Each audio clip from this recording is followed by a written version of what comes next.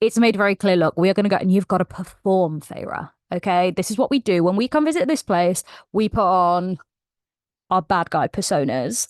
And it's such a vibe. They put on this big show, and honestly, Roose is sat on this throne. And what we've seen back in the Spring Court is whenever Tamlin is on his throne, he has Feyre sit in this like little wooden chair next to him. And we've actually seen Tamlin be pretty cruel. He had insisted that all of his citizens come and pay the tithe, which is like taxes every year. And we got to see how brutal he could be with people who weren't able to pay. And Feyre was like, well, I'll give you my jewels. You pay your tithe with some of my jewels. And Tamlin was so like, Feyre, you're not allowed to do that. I have to punish people who don't follow the rules. And she's like, well, everyone's just been under the mountain, Tamlin. Like, give him a break.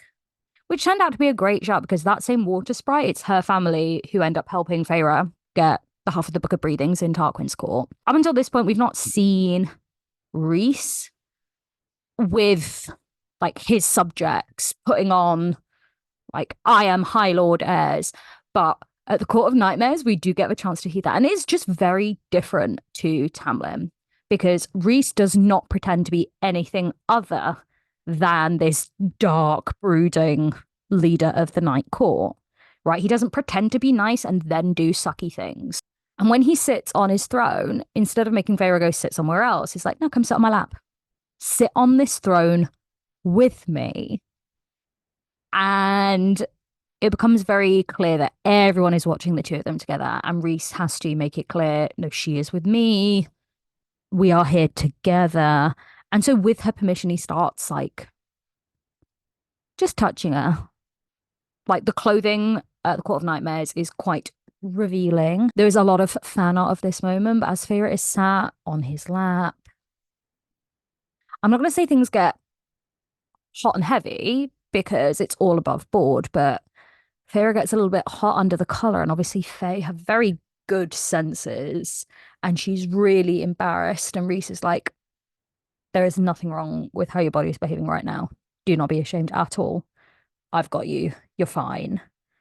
And you're like, oh, my respectful king. Whilst being super nice to Feyre, he was cruel, borderline cruel to everyone else. But that's the persona he puts on when he is at the Court of Nightmares. And we do get a sense, like, we see Moore's dad. He's a nasty piece of work. A load of them, actually. They're all nasty. And Rhys comes in and is like, you behave when I am here. And you're like, oh my God. Is this really hot? As they're distracting everybody in the main hall, Asriel manages to, steal the orb from where it's stored. Just as they're like about to leave the Court of Nightmares, Moore's dad insults Feyre and Rhys breaks his bones with his magic. He's just like, stop now. And you are like, damn. Ooh. No one insults Feyre in front of Rhys. As they are flying, Rhys is shot at by some unknown baddies with ash arrows. He manages to avoid them, but it's like, whoa. But it seems like he's being tracked whenever he uses big bits of magic. The group all travel over to the Illyrian war camps. And we get to meet the Illyrians, who are not great. Rhys avoids using his magic while they're there so that no one can track the location they're in. But Feyre, she's practicing her magic there. And it's here that Feyre finds out why Rhys and Tamlin dislike each other so much.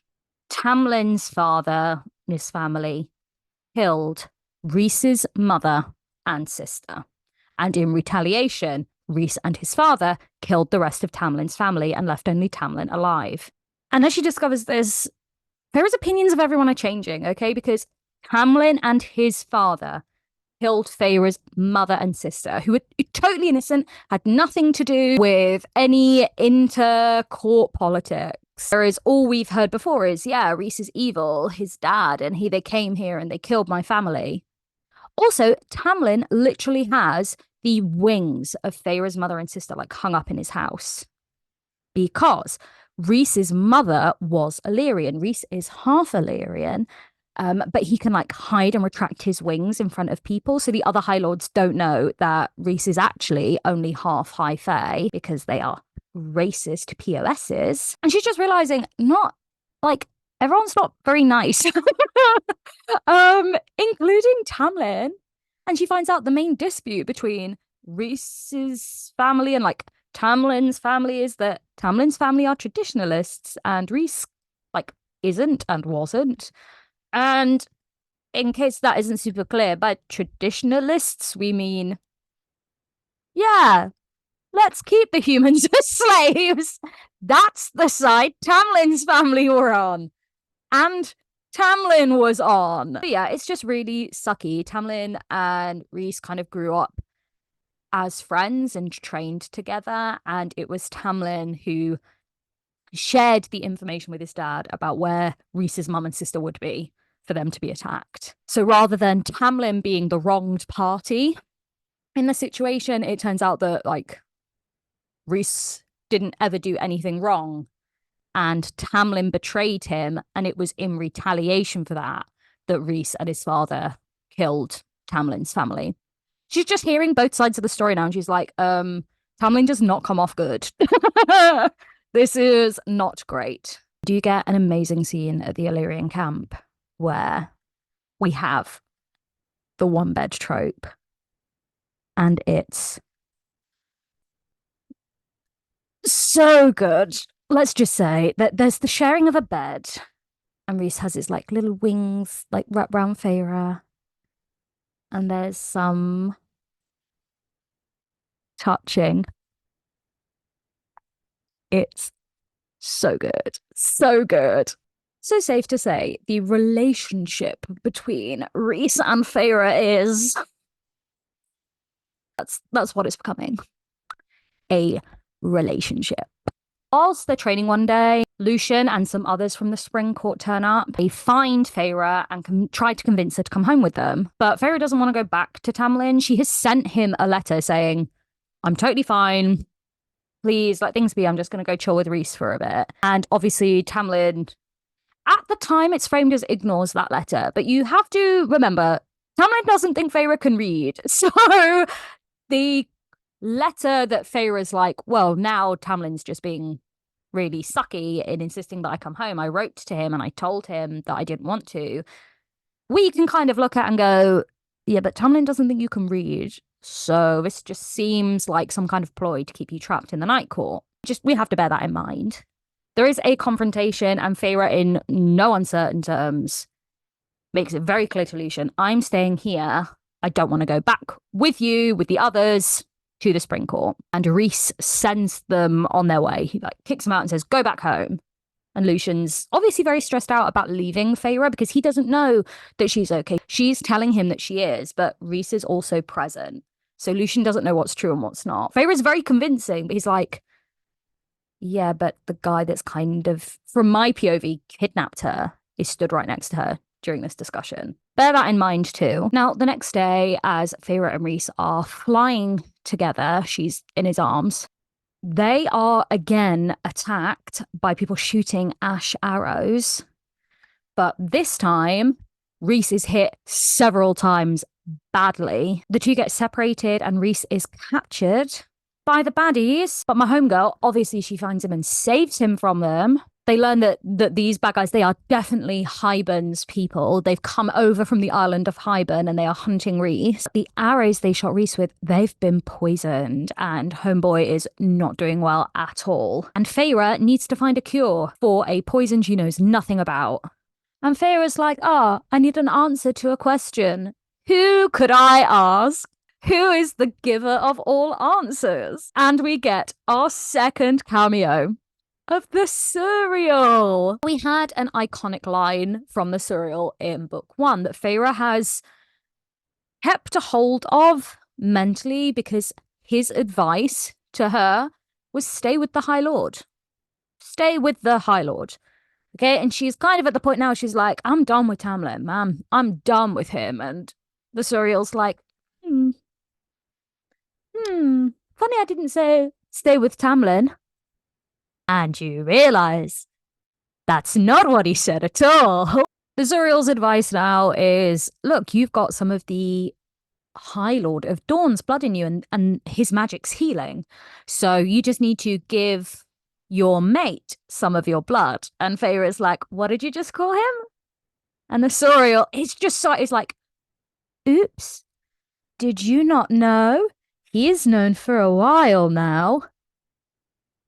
And this is the best tea in the whole series because we find out that the reason Feyre never felt some kind of soulmate bond click into place with Tamlin is because Rhys is her soulmate.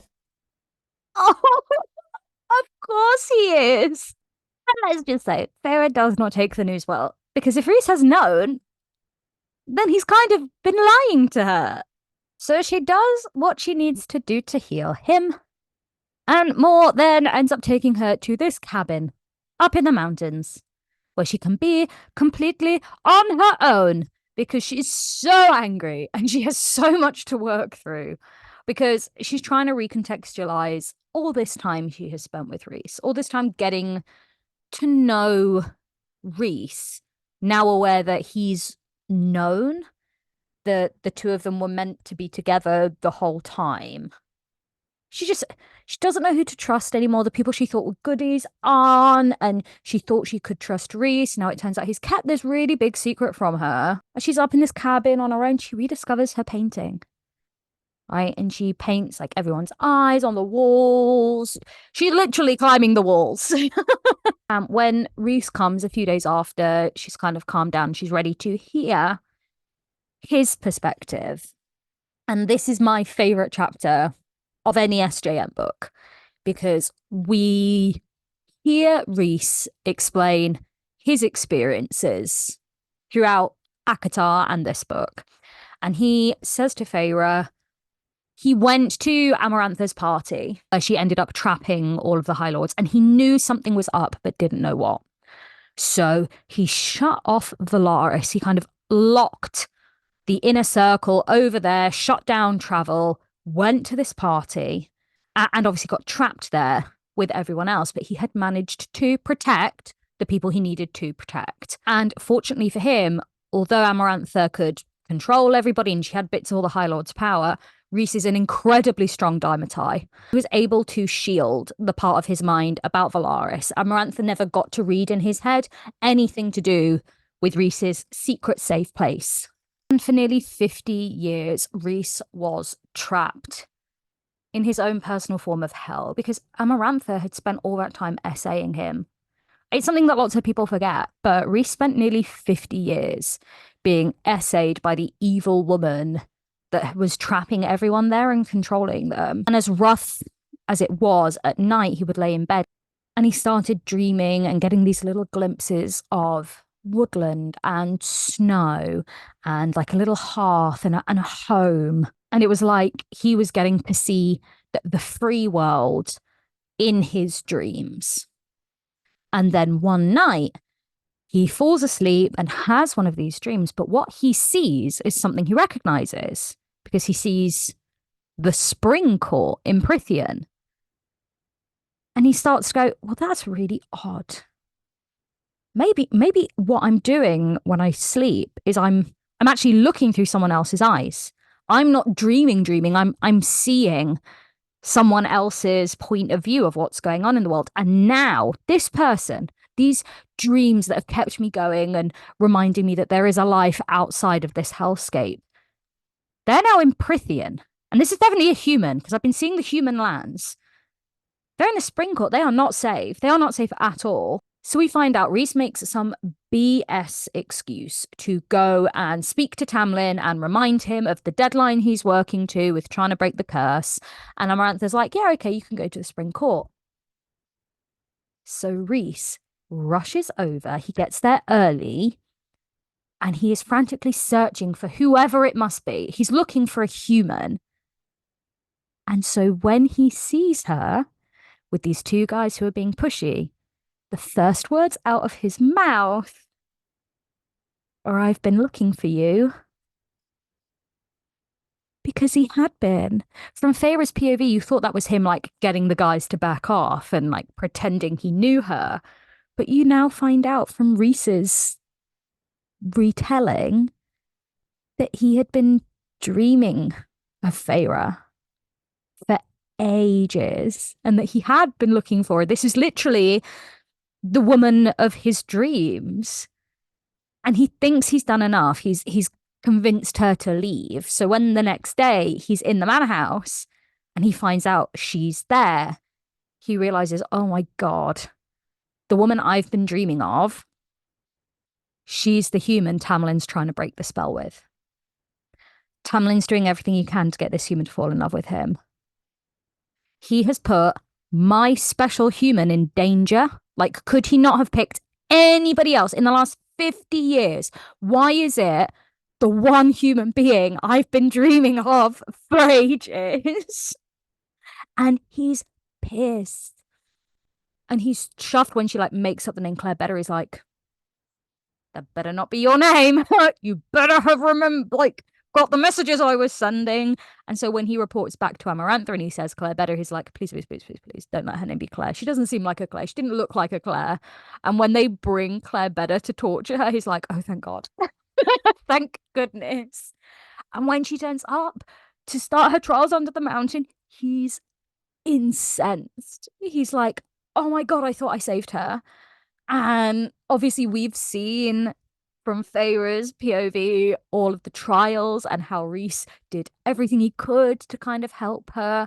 And we find out the stuff about getting her out and taking her to the parties had more to do with the fact that if he hadn't, she would not have left that dungeon.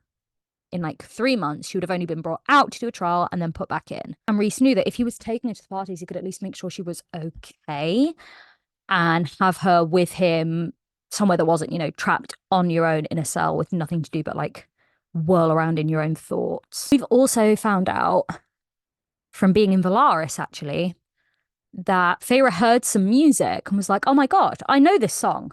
I know this music. This is music from Valaris. This is the music I heard in the dungeon, the music that I clung to as a little bit of hope. You, Rhys, you must have sent that to me. So we've had that discussion, Rhys being like, yeah, I did. I knew you were going to break. You were close to the edge and I had to do something, and that's the only way I could help. And you realize during the time under the mountain, that's the state Rhys was kind of constantly in. Like, I need to help her any way I can, whether that's forcing her into a deal to help her heal, or sending her some music to keep her sane, or trying to help her and Tamlin like get out of here. He wanted her to live. And she's a human.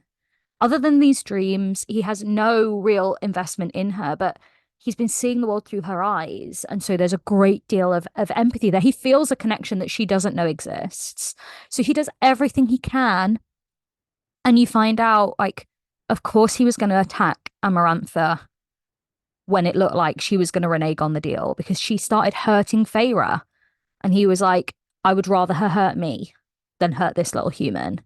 So he attacked Amarantha solely to try and protect Feyre. And you hear Rhys describe what it was like for him to watch Feyre die, because she did. She died in front of him. And he thought, like, that's it. The little bit of goodness, the little bit of hope that I've clung to so closely. How can it be gone? It can't be gone. And when he realized that if the High Lords came together, they could bring her back to life, he admits to Feyre, he was like, look, I'm a Dimetae. If push comes to shove, I can control everyone around me's minds. I can make them do stuff. I can get them to lose autonomy and do whatever I instruct. And if those High Lords, TBH, had not been willing, after your sacrifice, to do that, to bring you back to life, I would have made them. I would have made them do that, and I wouldn't have felt bad about it at all. Because you deserved to come back to life. I felt that strongly. I would have done something evil to bring you back to life. And he's saying it like, oh, it's this terrible, terrible thing. And you're reading it like, true love. And so we then find out the iconic ending of ACOTAR, where he kind of bows to her and then comes up. Rhys has these tattoos on his knees of the 3 peaks in Prythian, the night court symbol of these 3 mountains with 3 stars on top. He has that tattooed on his knees because he'd promised himself he would never kneel before anyone but his people. That he is a dedicated servant to them. He will kneel to no one else. But when he bowed his head to Feyre. He was effectively like kneeling, bowing to her. And as he looked up, and she's now Fae, the mating bond clicked into place for him. And he realized, well, of course I kneeled before her. She's my love. She's the person I'm meant to be with. She's literally my soulmate. She's my one chance at happiness. And we get to see how selfless Rhys is, because in theory, Feyre's love for Tamlin is so strong, it's just broken this curse. And so she loves Tamlin. Rhys has known throughout all of this book, she's meant to be with him. Like, there's this spiritual connection. They are soulmates. She's meant to end up with him, but she loves Tamlin. And so for the 3 months between these books, he has stayed up in the Night Court, reconnected with Valaris, gone and seen his family. And one of the first things he has to tell them all is, yeah, I found my soulmate. She's marrying someone else. And they're all like, Rhys, go get your girl. And he's like, no, she's happy and she's safe and she loves him. And I want her to be happy and safe and with the person she loves. And you're like, Rhys, he was going to spend the rest of his life alone, unhappy, just to make sure that Feyre got her happy ending. And so on the day that Feyre's getting married, he is drinking himself into oblivion. He is with the Bat Boys, Cassian and Azriel. He is chugging the wine. He is miserable AF. But he hears her call. He hears and feels her distress. Please, someone come stop this. I don't want to do this. Someone help me. And homeboy rolls up his sleeves and is like, oh, tap me in. I'm gonna go get my girl. And so he uses the 1 week a month guys that he was totally going to give up. Like, he was not going to insist that she fulfill her side of the bargain. They'd gone 3 months for that exact reason. He was fine letting her be. To save her from doing something she didn't want to do. And when he brought her to the Night Court and saw how rough she was, like that she was not doing well post Mountain, he's like, yeah, okay. I'm not going to try and steal her from Tamlin.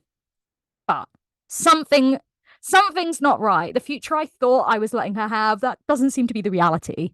Like, it's been 3 months and Homegirl still can't read. What is going on?